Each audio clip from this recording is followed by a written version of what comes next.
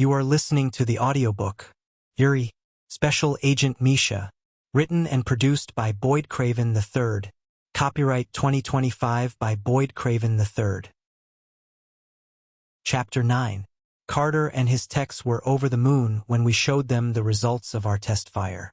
They did some fuzzy math and 10 minutes later agreed with all of Bitsy's conclusions. She integrated the software with their existing systems, and I loaded everything up on a CH-47. Bitsy promised tech support via chat and begged to see footage of how it handled taking out alien starships. That got a few of the men laughing as Bitsy used her talker tablet and keyboard to crack jokes. I noticed there's one patented part in there you're not selling to us with these plans. Yeah, my advanced targeting module. I've got 2 or 3 patents on things like that, but this was the latest advancement. Those chips you sent me gave it just enough oomph to be one shot, one kill in space without having a separate targeting computer. You just tell it to target, then select when you want the target fired on. The smaller mass of the projectile allowed us to keep weight and power needs down. See, the barrel has a new system to take advantage of both the heat and conductivity of the armament. It puts an amazing bit of stability on the tungsten rod. Coincidentally, Carter, I'm handing you plans on that, with ideas on how to modify or retrofit the naval guns already deployed, free of charge. So you can sell us those targeting boards for the low price of $250,000 when I get the design perfected and shrunk, I told him. Carter swore, then considered the massive roll of cable I had in the Quonset hut. Listen, I'm never going to understand why all this costs so much when nobody breaks it down for me. Instead of me getting pissed off about why it seems you're a bajillionaire, how about you give me something so I don't fly out of here feeling like I'm bending over for Uncle Sam? That cable you just kicked is about $400,000 because of the gauge, the length, the fact that it took a semi to haul it here from another state that had supplies to work on the nuclear power plant, and the actual cost of shipping it. I may never need it again. Then Bitsy and I had to build banks of batteries we were willing to throw away so we could build up and hold enough energy to go through a massive discharge to shoot the projectile. Those batteries got trashed with the shot, by the way, and that's 40 grand right there. Bitsy's software is so custom that, well, you know her story. What's her time, experience, and expertise worth to keep her happy and working for us? Even though we're patriots and not evil overlords in the making, filling the old cave systems with yellow minions. Lastly, though, we built a big fuck you gun that's fire and forget, and it ate up about half the potential profits so you never get probed again. You're doing it again, Carter said with a sigh. Oh yeah, sorry. Then there's all my time designing every single piece, making a blueprint of each working bit, machining out the parts, assembly, a little bit of monetary padding for overages, broken tools, etc. We will make money on this, but not as much as you would think. Honestly, this targeting system is better than anything the Navy has, and I've shrunk down the package enough that somebody from Israel could drive a pickup truck around and hit targets in space from hundreds of miles away. Or you could totally give me a budget to make a repeating version of this. I bulk it up and you can take on those evil archons. Your duty to the USA has been noted, he said, not mentioning the aliens or Claudia. Has the issue of the unneighborly neighbors been resolved? I think they're sufficiently scared to death. I gave them some story about shooting silenced 50s along the fence line. They looked freaked out. I also went ahead and flexed my credentials so the state police and the sheriff's department know I'm not some weird doomsday prepper rando type making machine guns with a drill press. I mean, aren't you? Carter asked. No, my toys are better and more high-tech. You know what, you can kiss my ass. Carter started laughing. For once, I scored a point. On this note, I think I shall get going. Your partner has outdone herself with the versatility and ease of use of her software. You both really did an impressive job. Our window to launch. Well, to get up there would have to have been put off by 6 months if you were even 2 weeks later. Not a problem. Hey, I know I can find some on the civvy market, but is there any chance you have some contacts on where I could buy my whirlybird? I've got contacts overseas, but for what I want, I don't want to wait for a slow boat. If you were more reasonable about choices, I could find you a UH-60 without the bells and whistles for what you're charging for this job? No thanks, just thought I'd ask. Well, it's not like I want to fly in this kind of weather anyway. I'll have it shipped over then. Slow boat it is. You're a bit infuriating. One last thing. If this test goes well and I can get approval, I may need more of those advanced targeting modules ready to go. Here's somebody's card we use for embargoed parts. It'll be on your dime to source what you need. He turned and started to walk away. I gave him half a wave and then double-timed it to the Quonset hut, where I saw Bitsy locking up the Samsonite cases, handing them over to a grinning six-man team of no-name scientists. She handed them a metallic business card and then turned to walk my way, giving them a wave. I put my arms around her and she leaned in. She pulled my left arm around her, just under her chest, and tapped on it with her right hand, each finger tapping out a code. I leaned down and kissed her head. If Claudia knew you cared this much, she might do something about it. It won't hurt you to ask her. She snuggled in tighter to me, her fingers still tapping out Morse while we watched the men walk to the helo, whose rotors were starting to spin. I know you risk being rejected, but how are you ever going to know if you don't at least ask? I know you're scared. No, you don't have to do it all at once either. That might have even freaked me out, and you and I have been practically married for 10 years, living, working, and being together for almost a solid 8 years except when I was in prison. She nodded, then turned, burying her head just under my chin. It's archery season tomorrow. I know my driver's license came in a few days ago. I need to get my hunting license and doe tags. Have you had a chance to get yours done yet? She shook her head. Well, let's spend the rest of the day fixing that. I've still got my crossbow somewhere, don't I? Bitsy nodded and stepped forward to pantomime loading one. She turned and flexed her tiny arm. I laughed and pinched it between my thumb and pointer finger. Wah, wah, I told her with a grin. Even I need to use a load assist tool thingy. She grinned and held up the keys. Did I want to drive? Why yes, ma'am, I did. With the combination licenses and spare doe tags we could buy, we could both take a staggering 12 deer each. 4 of the potential 24 deer could be bucks during the entire hunting season. We were also able to obtain leftover bear tags that didn't go out in the lottery. I hadn't hunted in years, but Bitsy was pretty insistent that we make and put up as much venison jerky as possible. The Russians in both of us were interested in eating bears for other reasons. The kid who sold us all the licenses was pretty good. He only threw Bitsy a couple of coy looks as he checked her out, but he had been pretty good overall. Since we had to drive to a big city, we went ahead and checked out the sporting goods store. Bitsy and I both had our ideas of camouflage from jungle to urban, but when we left, she looked like Mossy Oak's version of a gun bunny. Couple that with her crossbow and a new buck knife she had to have. We were all set. We'd treat the first traditional day of bow season with the honor and dignity it deserved. And we also had more than a few people who wanted to stop to take pictures of the celebrity model who showed up. I mean, all in a day's work, right? I wasn't about to let Bitsy's overwhelming excitement and happiness get ruined by correcting the folks who mistook her for someone else.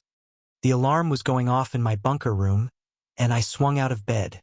Bitsy had joined me for a while last night, but she was always a nervous ball of energy unless she medicated, knocked herself out, or was worn out and got some sleep. When there was jerky on the line, however, I padded to the bathroom, the lighting down here muted. I smelled something, but I couldn't make it out. She had built something or done something. 3 a.m. was a horrible time to get up. Hell, we hadn't even scouted where we were going to go yet. Coffee. Coffee would fix this problem. I ignored the soft glow of colored LED lights coming from under Bitsy's door and padded into the bathroom. I went, brushed my teeth, and took a shower. I checked my phone app and saw it was, at most, 25 degrees outside. I yawned and turned on the big lights in my room and started dressing for the weather. The thing about living in the cold states is that you dress in layers. Right after a shower, wear base layers only. Let your body adjust and regulate. Before you go outside, put on your outer clothing, such as jeans, sweaters, etc. If you were going to do heavy work, you'd put on something lighter to start so you don't build up sweat and freeze later on.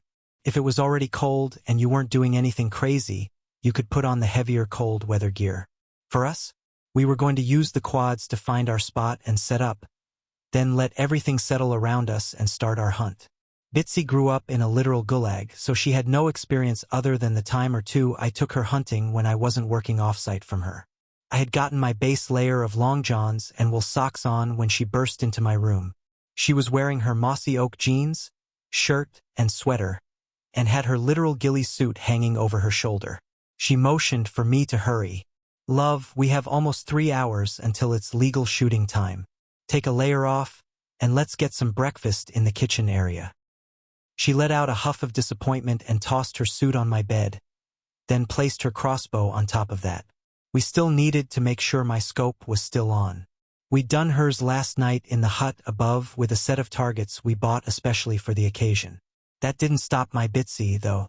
She grabbed my hand and dragged me to the kitchen area in our bunker. She pushed me to a stool she'd been sitting me at a lot lately and went to the stove. She poured steaming water from a kettle into a French press, put the top on, and started to press the grounds down slowly. I let her. "Do you want me to cook you breakfast?" I asked her.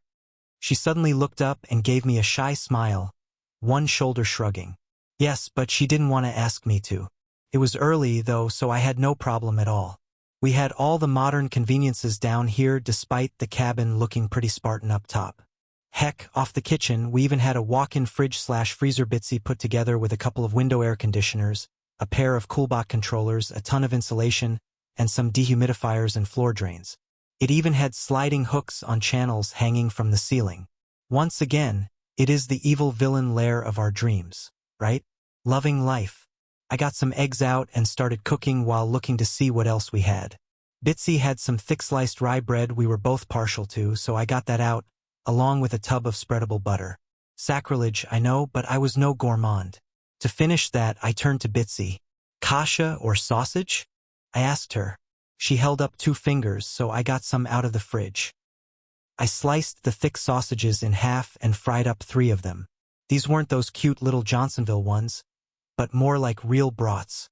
As they cooked, Bitsy got 2 cups down and poured. She started typing on her phone, then hesitated. She ran out of the room for a moment and came back with her talker. I know it had a real name, but all she used it for was typing and speaking for her. It was a mini tablet with a keyboard she kept close by most days. "Do you think Claudia hunts?" "I think everybody north of Clio, Michigan, hunts," I told her. I flipped the eggs over and put 4 slices of bread into the toaster to start. I was going over easy today, something Bitsy preferred but hardly ever asked for. I lowered the heat so I could try to time the food better. The sausage was in a different pan, though, and it was still on high. I flipped the mostly split pieces to see that they needed more time and put them back where they were. "Do you think she'll want to hunt with us?" "We can ask her. If it hadn't been so crazy for the last 48 hours, I probably would have asked her for you. You know, you don't have to stay glued to my side, though. You could get in the truck and go see if she'll let you spend the night with her." Bitsy's face turned crimson. She went ahead and got plates and silverware down and set them up on the bar top, where we'd been spending our mornings together. "You don't need to be embarrassed. I'll always love you. I just know that you need more. There's part of me that's never going to be enough for you, and that's okay. As long as it's not another guy, because I'd kill the fucker and make sausage out of him." Bitsy started laughing silently, but I knew I'd hit close to home. Our first time together had taken her almost a year and a half after I'd brought her to the USA. That first night of passion had surprised both of us. She'd been through so much that she'd loved me, I was sure of, but she'd grown to trust me enough to open up that side of her. The part of her that lusted and got big, huge crushes never happened with a guy. We figured out a way that worked for our relationship. Communication. Bitsy had 2 girl crushes right now, one of which was a pretty huge deal. That was Claudia Clausen. She had a smaller one on Karen Nielsen, but Karen tended to flirt with everyone, and neither of us ever knew if she was serious or not. She was a little older than Bitsy, but she had a killer body and smile that only Scandinavian supermodels had. When the toast popped up, I double-checked that the eggs weren't burning, then buttered and plated the toast. I used my spatula to break the 4 eggs into 2 and slid them onto a slice of toast. Finally, I flipped the sausage and gave it a little bit to cook while I grabbed my coffee and took a sip. "Do you think she's ready to see the Bat Cave?" I asked her. Bitsy squirmed in her seat, then started typing. "I'm worried that if we let her see too much, it will scare her. It's one thing to be an evil genius/mad scientist proudly. It's another to bring potential wife material into the crazy land we both inhabit. I mean, that's your choice. She's great, and I really like her, but I'm not planning on marrying her yet unless you ask me to at this point.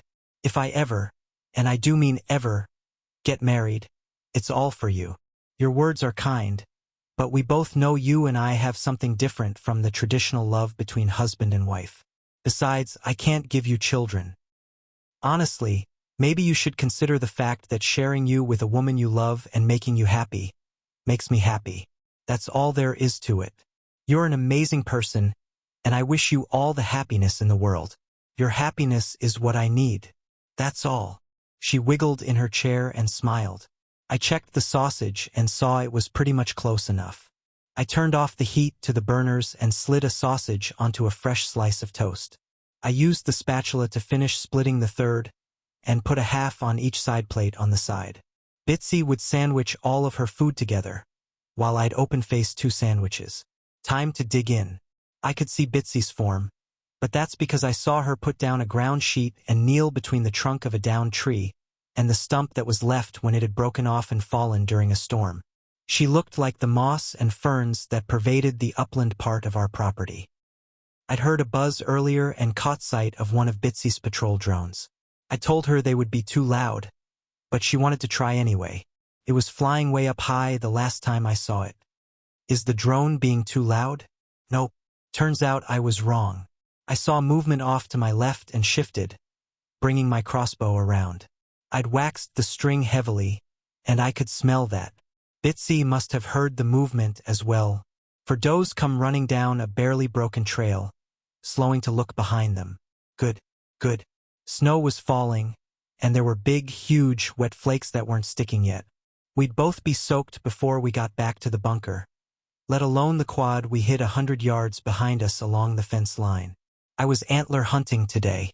I would let these does go, but Bitsy was hunting meat. She was going for the largest-bodied deer. When I told her that does tend to have better flavored and more tender meat, she let me know in her own way that she was going to shoot girls only. It was only fair. That's when a magnificent bastard stepped off the trail and started following the does. He would look up, take a few steps, lower his head to sniff, then lift his head and start trotting. He'd be slow to sniff, look around, and trot ahead. He had a massive rack, and I had to take a lot longer to calm my blood pressure than I would if I was hunting 2-legged game. I saw Bitsy move her crossbow into place, and then she went still and became one with the log she was lying across. She was going to wait for a crossing shot, putting the bolt just behind the shoulder as it went over the log she was hiding behind. If the game trail were followed, her shot would be no more than 25 feet. I was a little more experienced and reckless. I started tracking the buck. When she shot, I'd shoot. I knew from experience that the sound of the crossbow releasing would startle the group. I wanted Bitsy to get her shot. I could practically walk out here during the rut and schwack one with little to no hunting pressure. I was surprised that we hadn't seen any bears since I'd been back. I saw Bitsy's upper body tense, and she crossed her right leg over her left at the knee. I got ready and focused on my shot. The buck's breath was blowing steam in the cold morning air. Just as I heard Bitsy's shot, I pulled the rest of the slack from my trigger. The buck hadn't jumped or moved yet, but when he got hit with my muzzy, he did, and then fell over on his side. I stood up as white tails flashed us, and the rest of the deer bounded away. I saw her deer was down and not moving. Mine was, but it was doing the death wiggle. I set my crossbow down and crawled her way. She rolled on her back, kicked her feet, and pumped her arms in a silent, mostly adult type of celebration. Mostly mature, surely not doing the happy dance. When I got close to her, she rolled to her side, her eyes wide. She pumped her fist, nodding my way. "You went for a headshot?" I asked her. She shook her head, then pointed to the neck behind the ear. Of course she would. And at close range, she probably didn't even need to use the red dot I'd put on her crossbow. She turned, pointing to the one I'd hit. He was a third larger than hers, but his movements were almost done now. More twitching than legs moving. Death wiggles. He's done for. "Have you ever dressed a deer?" I asked her.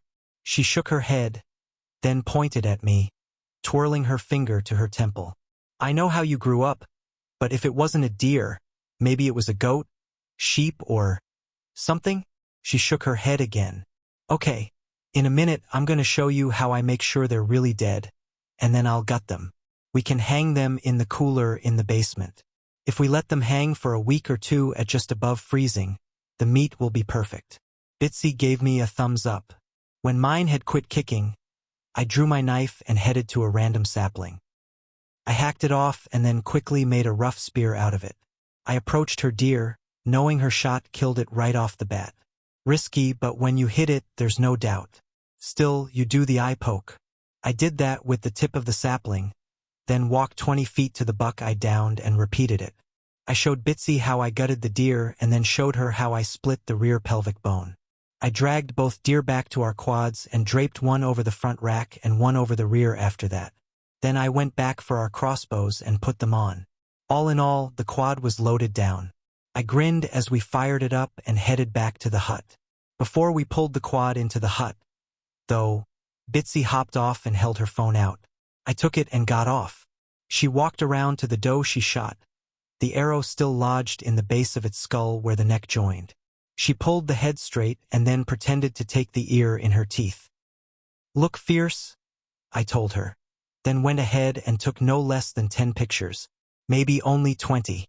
Without asking, I knew who she was going to send them to. Chapter 10. For all of October, I'd hunt in the mornings and work on my projects starting at noon until sunset. Bitsy was literally turning into a gun bunny, or an archery bunny. It was a new obsession with her. She would hunt in the early mornings and the late afternoons just before sunset. She had taken 5 deer herself so far this season, to my 3. The 1 buck was all I'd taken, but I'd gotten some fat does as well.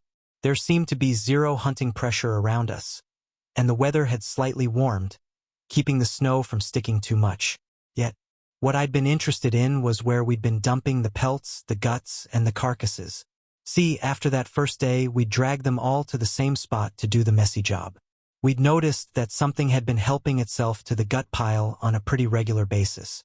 Lots of canine and wolf tracks, but there was at least one set of bear. When I wasn't doing that, I was running the commercial-sized smoker Bitsy insisted we have. I had just about every lem smoking, curing, and sausage-making spice and cure known to mankind. Hell, we even had a commercial meat slicer and grinder. Bitsy was a woman possessed. Whenever Sheriff Clausen had a couple of days off in a row, she'd spend time with us. Bitsy never got the courage to change her mind about asking the sheriff for more. At least that's what I had thought. I knew there had been a group chat that Bitsy jokingly named Thruple Fun Days. But then I saw she had her own text string going on between the two of them. She saw me noticing and gave me an ashamed look. I told her I hadn't minded at all. It was weird that I got the dirtiest of pictures from Claudia, when all she got was chat on her private texts. That led to a wrestling match for my phone that was still giving my back fits, even this morning. I'd ground the venison with some fatty salt pork, add the cure and seasoning, and ground it all together many times. Then Bitsy and I had used the crank sausage stuffer to make probably 50 pounds of brat-sized sausages.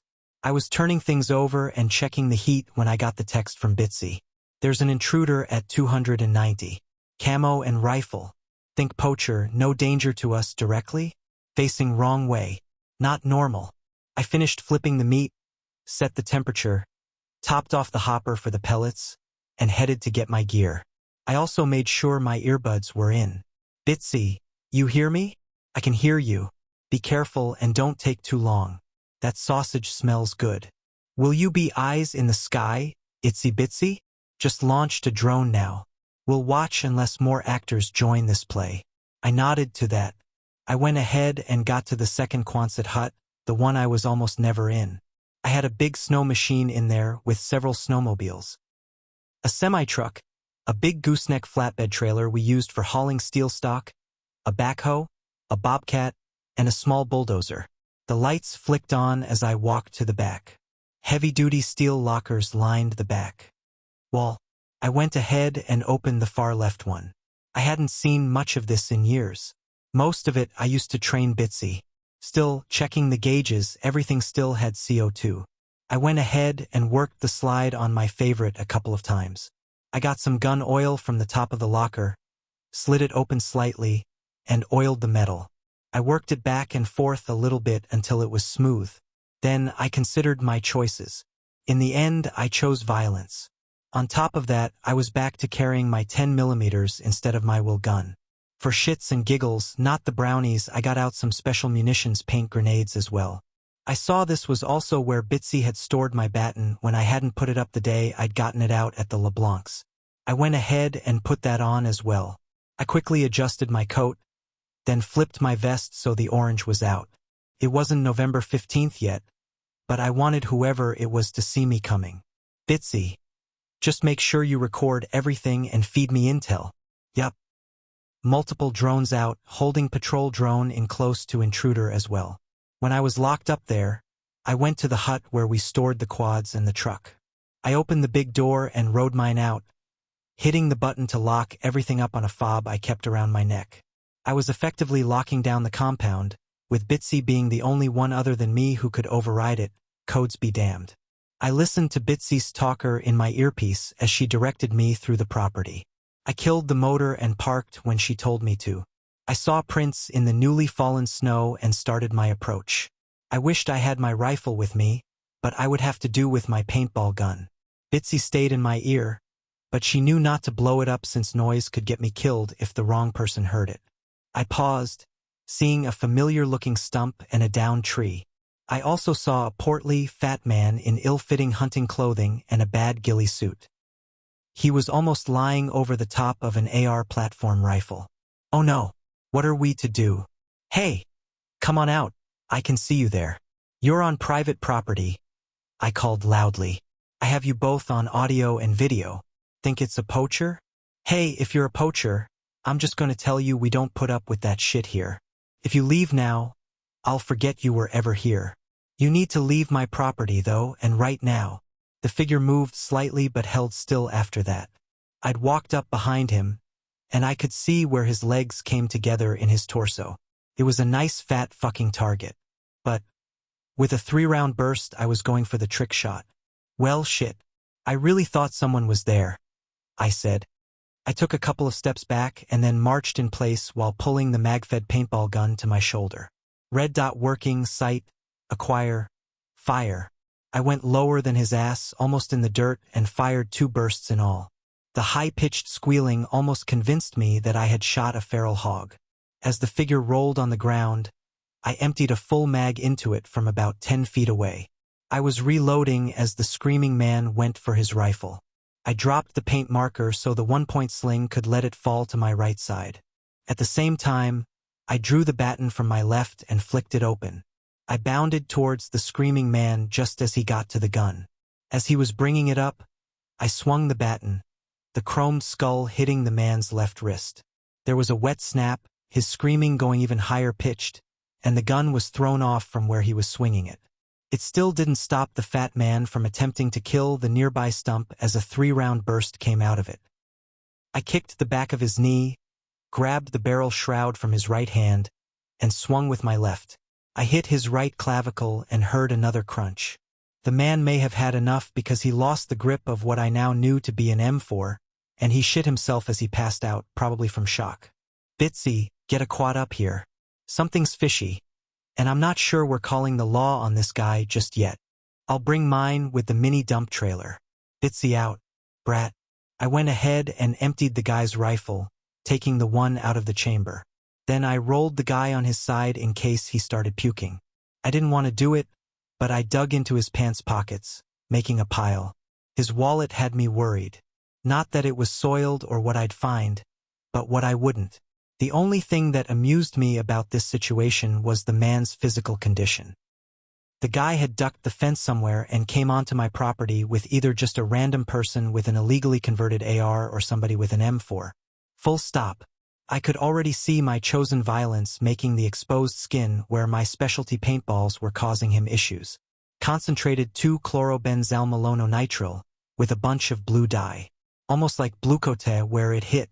Blue Coat doesn't cause the skin to blister, though. The man was packing a SIG pistol in a shoulder holster, 2 spare magazines for it. He had 1 spare 30-rounder behind his back for the M4. Dumbass. Probably because his stomach was so prodigious that it was almost physics-defying. As I was finishing stripping the man's weapons and anything he had, Bitsy rolled up. Sure enough, she had one of those plastic dump trailers hooked to the back of her Honda. The man started to come around, so I smacked him in the face. He sputtered, his eyes opening. "Get me to a hospital, oh you fucker. I'm burning all over. You're so fucking dead. I'm gonna bring the wrath of God down on you. You're cute. You're assuming you get ever to leave this property." I told him coldly, opening his wallet. "And remember, you fired at me after failing to identify yourself." The man didn't give me an answer, but he was still rolling around. Guess a burst to the balls and one in the taint hurt? Who would have thought it? "Officer Luke, Department of Natural Resources. Tell me, Officer Luke, why are you on my property?"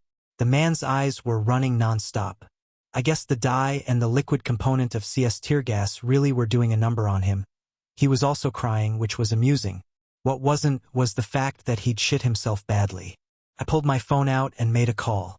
"This is Sheriff Clausen," Claudia said in a way that let me know she had other ears around her. "Sheriff," I said, not sure who could hear or if I was on speaker. "I came across a trespasser carrying a rifle in a ghillie suit on my property. He thought he was hidden pretty well, and I let him know he was trespassing. I gave 2 verbal commands to get up and come out of hiding. Thinking I was in the wrong spot, I put some paintballs in the lump since carrying a rifle during archery season is off-limits. You thought you were dealing with a poacher, but it wasn't, which is why you're calling me?" "That is correct, Sheriff Clausen. The lump turned out to, in fact, be human. I got close to disarming them when they fired an M4 carbine at me. You know why that would make my spidey senses tingle, so I took it away from him and told him some mean words. He passed out, poopied his pants, and I searched his pockets. I have some of this out of order. My adrenaline is up. Feeling cute. Might change my mind later." "Cut to the chase," Claudia said. "Officer Aaron Luke, Department of Natural Resources, at least that's what the badge said. He, to this point, still hasn't actually identified himself, just telling me how fucked I am, I'm dead, and how he's going to bring the wrath of God down on me. I teased that he might not ever leave the property, so now here we are. If it helps, he came through the woods near my northern fence line." "You mean LeBlanc side?" "Correct. So, if you can run that name and make sure he's legit, that'd be awesome. We'll drop him off at the road for an ambulance to pick him up." "And if he's not?" she asked. "Roll him in the gut pile, tie him to a tree, and leave him for the bears?" I asked hopefully. "You're horrible. I won't be coming personally. I got a thing right now. If he is legit, the state police will be involved. Make sure you have all the proof you need. I need an hour to get free from this. Bitsy has it all recorded with high-def video and audio." "We really have to quit having these kinds of conversations," Claudia said in an amused tone. "Make sure the lump is in the same shape when he's picked up as he is now. Unless he tries to shoot me again, then I'm going all Fargo on his ass. Bye." Bitsy was motioning for me to hurry. I grabbed the man's left arm and started dragging him towards the trailer. "Get your fat ass in there. You're going to be checked out and arrested," I told him. I put all of his belongings on the front rack. Bitsy turned around to face the trailer where the broken man had slid himself all the way to the back. He was still moaning and crying, but with the promise of medical care, being blinded from the blue liquid death. Still, he managed to quit pissing and moaning long enough to tell me off.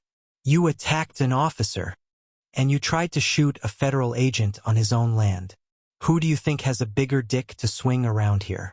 You didn't have a warrant or any reasonable suspicion, so go fuck yourself. DNR don't need warrants," he muttered. He was actually correct. "Okay, who sent you?" I asked him. "I don't know what you're talking about." "Bitsy, I think we're going the wrong way. Shouldn't we be going that way towards the driveway?" We were back to back, but she wasn't the one complaining when I turned around. What are you doing?" the man asked. I think I'm lost. Hell, I own almost a square mile of land. There are old mine shafts around the property here, and in dodging those and my little tussle with you, I'm guessing the direction based on the sun. But it's noon, so I might be wrong. You were going the right way to begin with, the man yelled. See, I'm not so sure anymore. We'll know in 20 minutes or so. If I'm wrong, though, it's a 40-minute drive all the way around the fence, so you better hope I'm right, or it's going to be another hour of bumpy pain while you're sitting and shitting. I was going very slow, almost idling the Honda. This is bullshit, the man screamed. Who sent you? I asked him, hitting the kill switch and rolling to a stop. I got off, but Bitsy stood on the seat of her ATV.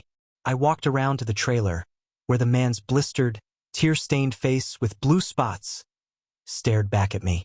It's been a long time since you were a field agent. You're some pencil pusher if you're actually a DNR officer. So I'll ask you just one more time. Who sent you? I got a call from your neighbor. He said you've been hunting way over the limit, shooting anything that moves. I actually have the heads of every deer we've shot, and they're all properly tagged. If you'd come to the fence and rang the intercom, I would have come to get you and shown you the heads in the freezer. Bitsy here wants to get hers mounted, and I know I do. I bagged a beautiful 10-point on opening day. Man, he dropped right on the spot, too. Heart and lung shot. The man was silent. I nudged his leg with my fist. That's all. Both my phone and Bitsy's beeped. I got mine out and read the text from Claudia. Aaron Luke is a supervisor of the HNF's DNR field office. Well, looks like you're legit. Now, how many others are in on this? I asked him. He looked panicked. Nobody. Liar. Bitsy, where's the nearest mine shaft or sinkhole? I want to make sure we don't accidentally run into anything. I turned to see Bitsy tapping her chin. The man's blistered face did too to see. She pointed back the way we had come from. The fat supervisor started panicking. Go ahead and head the way we came.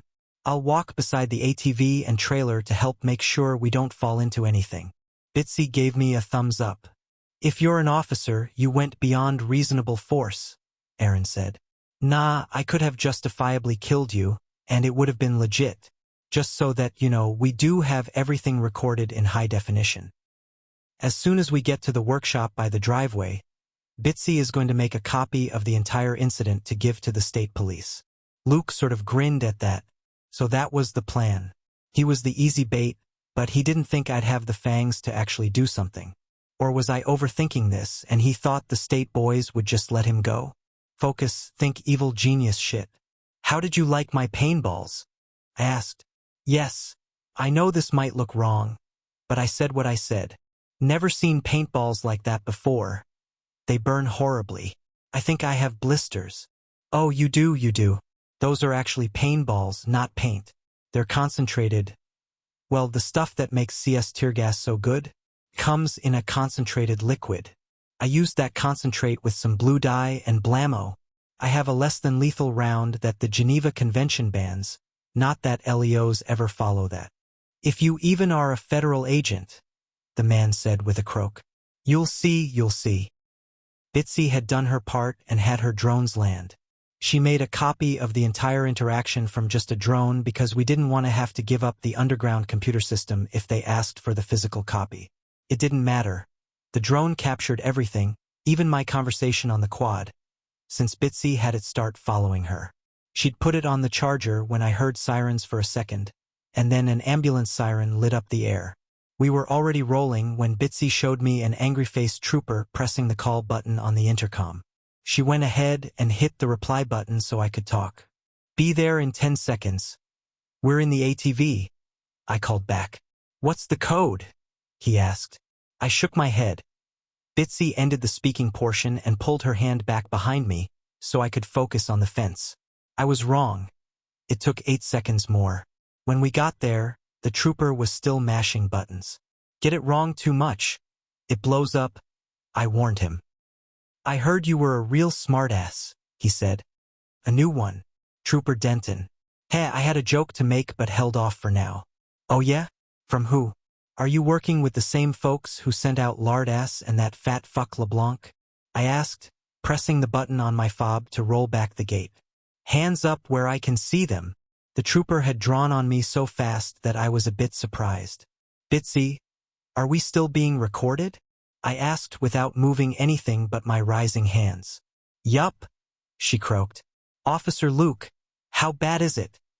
He called as he started to pat me down.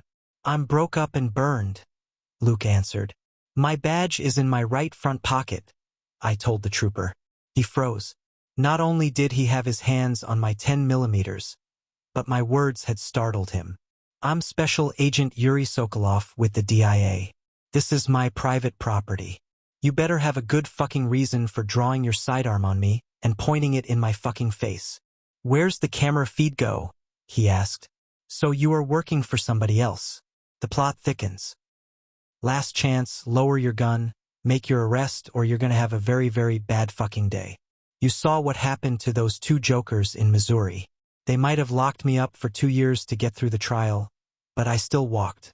I will this time too, because we can stream this and record it to the cloud, and we can prove beyond a reasonable doubt that the two of you are part of a larger plot. Federal agents, like my counterparts, love criminal plots. I thought you said you were a special agent. Well, I did. But see, I'm in counterterrorism. He was too close to me. I headbutted him, my left hand going to trap his gun hand. He fumbled my Glock, and it fell behind me, but not before Bitsy had her own gun out. The cop started to struggle, but she rested her barrel on his face. He slowly looked up as she made sure the barrel was nearly touching his eyeball. I slid off my quad and recovered my pistol. I rubbed my forehead after putting the pistol in the holster and walked to the cruiser. Nobody else was in it, but a very confused group of EMTs was standing there, arms up, when they saw me. I got my badge out and showed it to them. Special Agent Yuri Sokolov. Obviously, there's been a misunderstanding by the trooper here. We've got an injured man with a broken wrist, clavicle, and chemical burns. So far, Trooper Denton doesn't appear to need anything more than a Tylenol. I'll bring both men to you. They nodded. I pocketed my badge and walked back, realizing I still had the trooper's pistol in my left hand. I'd hold on to it for now. Trooper Denton, if you do not want to answer my questions, maybe your boss will. Or we'll give the governor a call.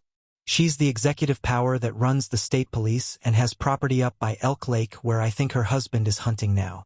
I got a call that there was gunfire and injuries here. I was securing the location. Yeah, this DNR officer tried to fire on me and never identified himself. I disarmed him.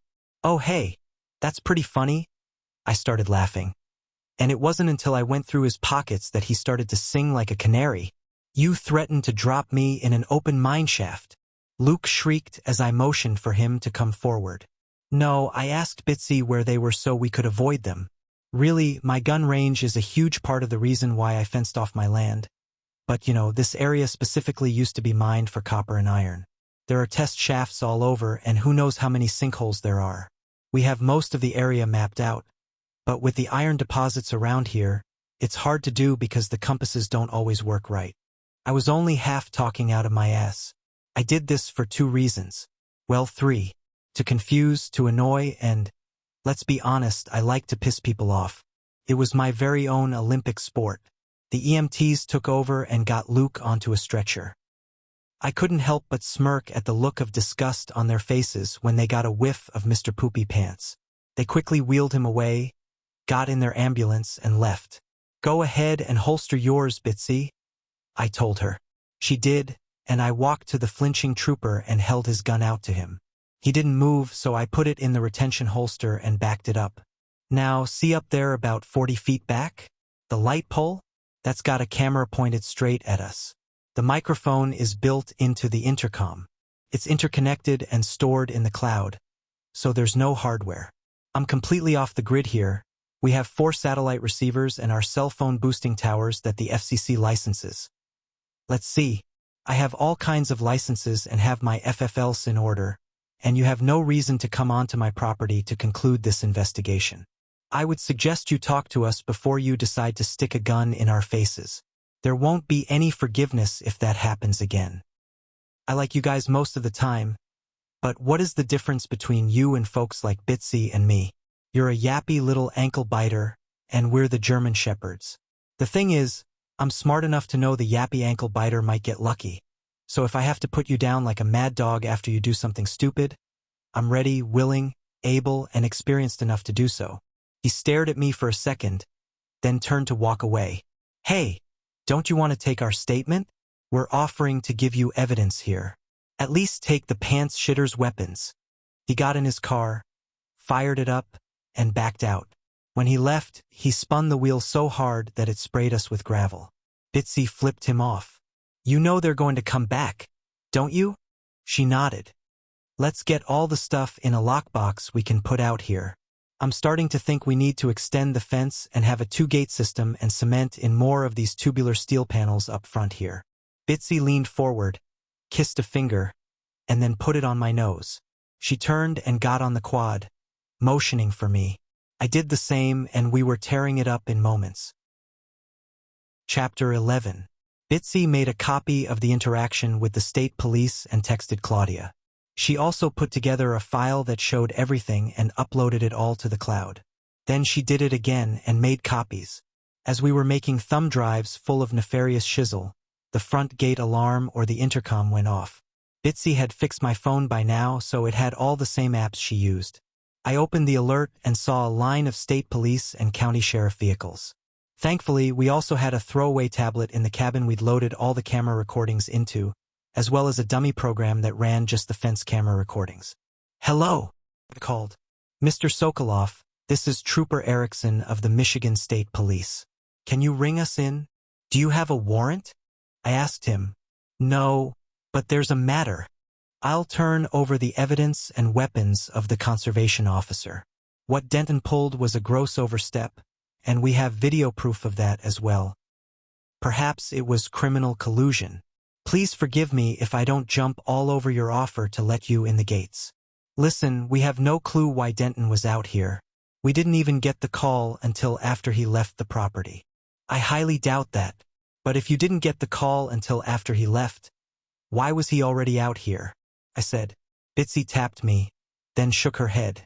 But I am willing to leave you with the evidence of what happened here with the DNR officer, and a copy of the footage where your officer lied about getting a call, and then overstepped his boundaries, as I said. That would actually be much appreciated. Sheriff Clausen has filled us in on your interactions with the neighbors and how you seem to think this is related. I have proof it's related and that both Denton and Luke acted beyond their authority. That's why I'm also twitchy, so I will come down there with everything locked up in a hard case. I will give you the code to unlock it after I get back to my cabin. Agreed. Okay. But no buts. It's a take it or leave it situation, or you wait to get a warrant, and I get to sue the MSP for more than I'm already going to be asking because of Denton's stunt.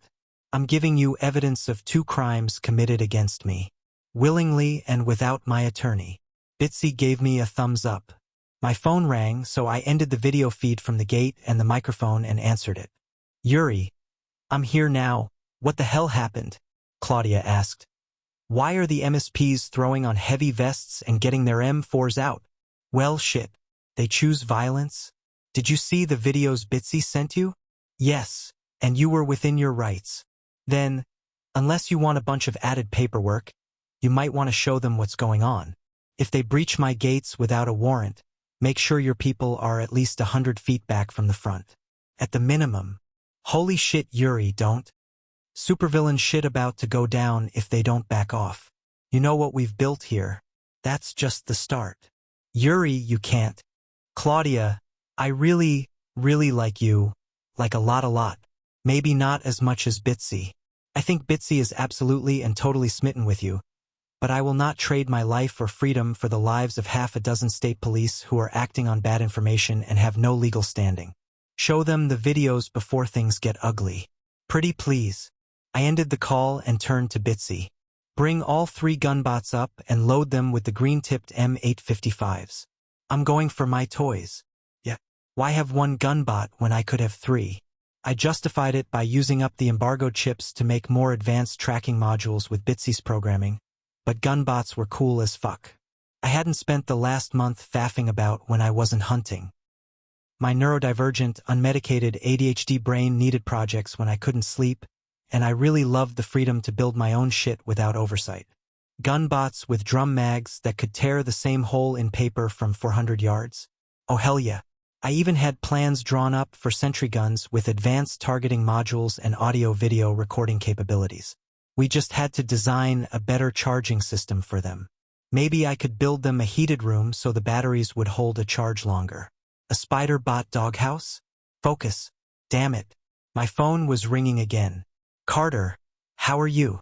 I asked as I answered the phone. No more anal probes? You really painted that on the fucking armament. No, I used the initials of the prototype. It also happens that they are NMAP. No more shit. You got me there. Jerk.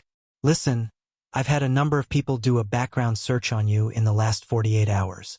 What's going on out there? Just had a DNR officer who never identified himself sneak onto the land and try to shoot me. I've got state troopers at the literal gates about an hour after one pulled his pistol on me after I called 911 to get the conservation officer medical attention. We sent him packing with a bit of a sore head. Got it all on candid camera, too. I have no clue why people have been running me for the last 2 days, though.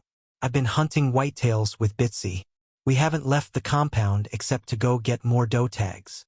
Okay, make me your first call if they put you in cuffs. Okay? I just deployed 3 gun bots with advanced targeting modules. Bitsy's getting her favorite thunder lizard, and I'm headed back down with some fun stuff and the weapons and evidence the first statey didn't take when he fled the scene. You're one stupid asshole. You start gunning down cops, and I'll order a drone strike on your stupid compound. It'll take a nuke to really hurt us, man. But I am reading you loud and clear. So, as long as I don't let them kill me, violence is off the table, right? You're turning into a liability that is quickly outliving its usefulness. He'd used this line before to let me know I was starting to annoy him. Just a little bit. Okay, so I'm off the Christmas card list. Listen, man, real quick. Phil LeBlanc, the asshole neighbor, MSP Trooper Denton, and DNR Officer Luke. There's a connection. I have it on video. If they disappear or unalive me, Bitsy will send you a link to a one-time download code for all the evidence. Something is going on here. My spidey senses are tingling. They're probably the ones pulling my jacket remotely. Wait. Now you're being serious, Carter murmured. Affirmative. Luke wasn't a field officer. He was called in by my neighbor, LeBlanc. Somebody pulled strings to get their supervisor out here. Then, Trooper Denton showed up way before he should have, along with a spooked set of EMTs. The look Luke gave me when I mentioned state troopers let me know he was expecting it. I think Luke was the bait, and the trooper was my executioner. He had me dead to rights and probably dead meat, if Bitsy wasn't there and armed. Shit. Sir, I promise to be nothing but professional and respectable for the next 6 months if you at least look to see if there's a connection. I'm sure Bitsy could do it in a hot minute, but if you want no more dead cops, I might have to stash her and fall on the sword until somebody can get me out. My contacts with the locals say there are 6 of them gearing up in the heavier vests and grabbing rifles. That's why the gun bots are deployed, sir. Holy shit, you're not kidding about the gun bots? He asked. No, sir, if they're coming to kill me, I'm not going quietly. Remember, sir, I was just in prison for cop killing. For all I know, these guys are paying off a favor to kill me back. Don't do anything if they blow your gates without a warrant, and you can prove it with audio-video, we'll talk. Otherwise, turn in the evidence and yourself, if needed. Okay, Bitsy, put the gun bots on standby. Go into lockdown and remotely watch things. You know what to do if they shoot me, right? Kill them all, let God sort them out. Her talker was even more creepy when that was said aloud. I'll pretend I didn't hear that, Carter said. I have calls to make. You're on thin ice, Yuri. He hung up. Bitsy hated it. In fact, she hated all of it. On the camera, we could see the state boys arguing with the sheriff's department, and we were recording every word we could. Most of them were aghast that somebody dared disarm and assault one of their officers, even though he pulled a gun on me unwarrantedly. I personally called it self-defense and using the minimum of force compared to what I could have justifiably done. Mikhail was out there, thankfully, arguing my case with Claudia. Actually, he was slowing them down to make sure they were following procedure because somebody had hooked a logging chain up to my fence. But the county sheriff's SUV refused to move it so they could yank it. If they did, I was still going to give myself up, but Bitsy was on the computers, and I still didn't trust that I wasn't about to be executed because they had boo-boos for feelings. If you yank on that fucking gate, you're going to be in a world of shit if you don't have a warrant. I offered Denton the evidence, and he left without it. I screamed as I came close to the fence with my quad. Stop there. Put your hands on your head, and step away from the ATV. Knock it off, Mikhail screamed. Everyone freeze. Surprisingly, the sheriff's department drew on the MSP. The boys in blue probably wished they were wearing the brown pants. I know I was. My best friend and girlfriend were risking their lives. I went ahead and rolled up to the gate and hit the fob. Everyone stopped to stare. The gate wouldn't open all the way because the chain across the front, but it was enough for me to drive through, hit the fob to close it, then hit the button on the other fob to lock down everything. The fobs were disabled until Bitsy unlocked things, and I held no illusions that the state boys could not drive through the less fortified fencing along the road to get inside, if they really wanted to. I had 3 rifles pointed my way and 3 that were pointed at the ground. Trooper Erickson, please lower your rifle. I came out willingly. In this hard case, I have Luik's weapons secured. I decided to leave a tablet out that will play the footage from earlier with the DNR supervisor, Trooper Denton, and the live stream of what's going on at the gate here. You can't live stream us. You can record, but you can't live stream. The Supreme Court has ruled on that. Then let me correct my statement. It's live streaming to my device, the cloud storage, my phone, and my partner's devices, who's on Overwatch at the moment. At the words Overwatch, everyone out their sphincter puckered. It was gratifying to see them all clench. I literally had 2 cops try to murder me. One of them was on live TV the day I was acquitted. Earlier today, somebody breached my fence and attempted to set up and hide in one of our hunting spots. Thinking it was a poacher, I went out. I gave Officer Luke every opportunity to stand up and identify himself. He chose to try to kill me. Not even 20 minutes later, a suspiciously short amount of time for BFE out here, Trooper Denton pulls up with an ambulance and puts a gun to my head. I have trust issues. So please lower your firearms, for all of our sakes, and we can all go home tonight. Is that a threat? Erickson asked. In CT, we don't make threats, we execute plans. I have one. I have no plans to be executed by you folks because you may be operating on half-baked theories and bad information. Will you lower your weapons and approach? Watch the videos at least, and if you're not satisfied, I'll go in with you peacefully. I promise no bullshit if you give me a fair shot and point those barrels somewhere that isn't my face. They looked to Erickson, who nodded, then pointed his barrel at the ground. I knew I said I'd give him the code when I was safely behind the gate, but the call from Carter was sobering. I'd been doing my usual thing, and up here in the north, I was probably pushing my luck. Well, I always pushed my luck, but there was something going on up here. Besides my favorite Olympic sport, running my mouth had led me to something that made me think my instincts were right. Trooper Erickson didn't know that Denton had already responded. Also, now that people were cooling down, I saw Mikhail and Claudia slowly lower and holster their weapons since I wasn't going to be executed on the spot. I told him, his stuff is in here. I want you to watch these videos first.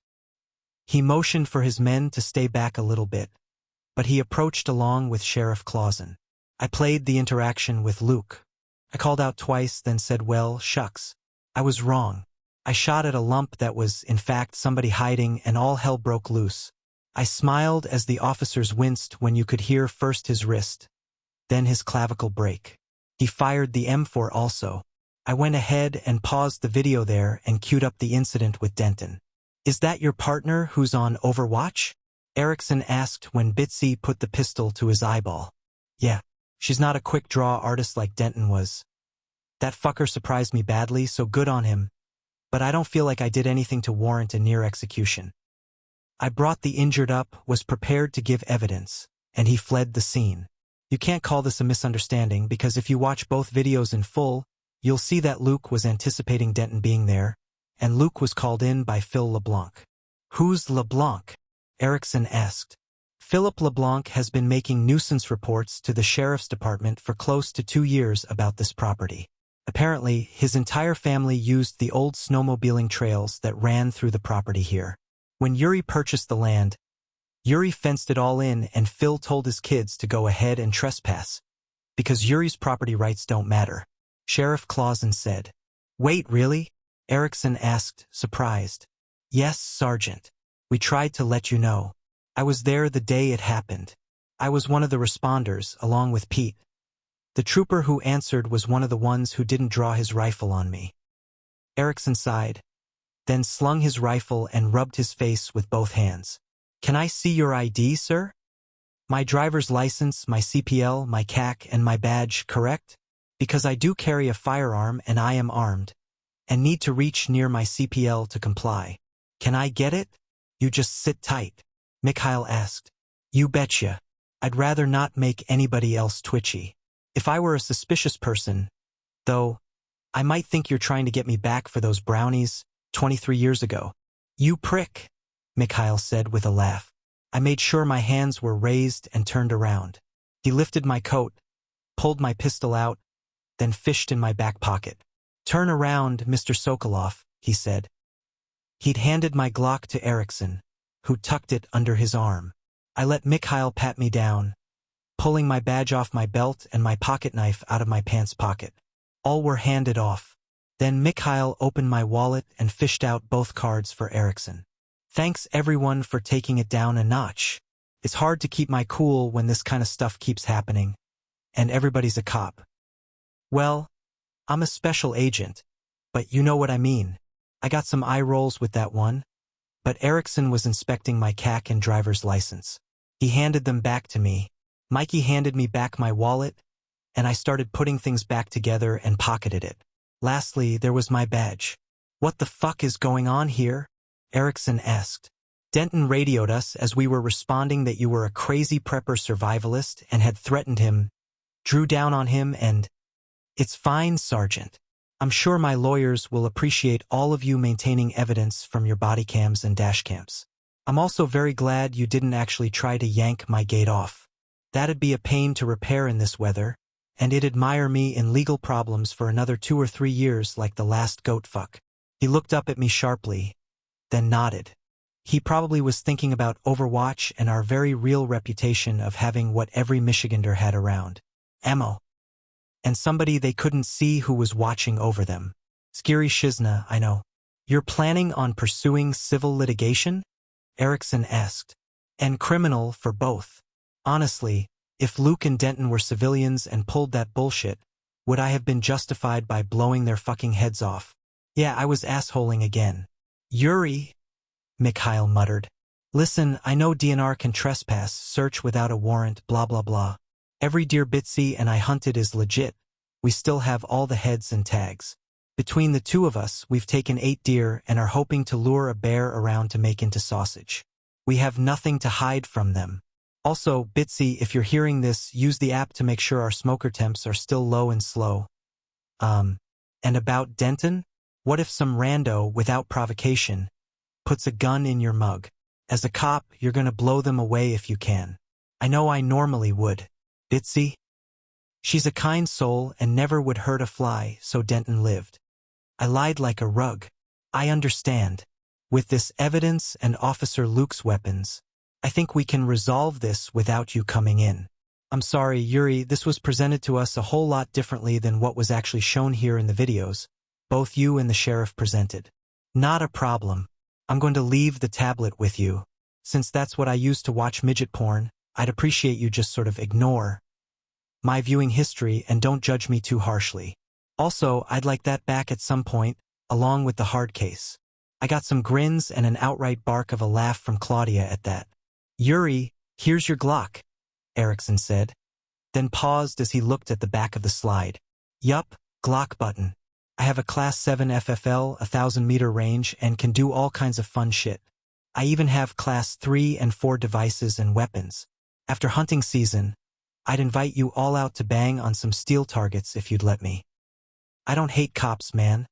but the last 2 years have really made me wary. I blame a corrupt system out of state, but things today have me almost having PTSD flashbacks. I understand, Erickson said. Thank you for not escalating. Just make sure you take both Denton and Luke into custody and charge them. If you guys don't, I will, and I'll call the FBI's HRT to back me up if I have to, until I can get my bosses in Washington to send me a full fire team if needed. Erickson nodded, but I noticed that pissed him off. He didn't twinge my spidey senses, but I'd have to make sure he'd follow through. If he didn't, I would. Understood.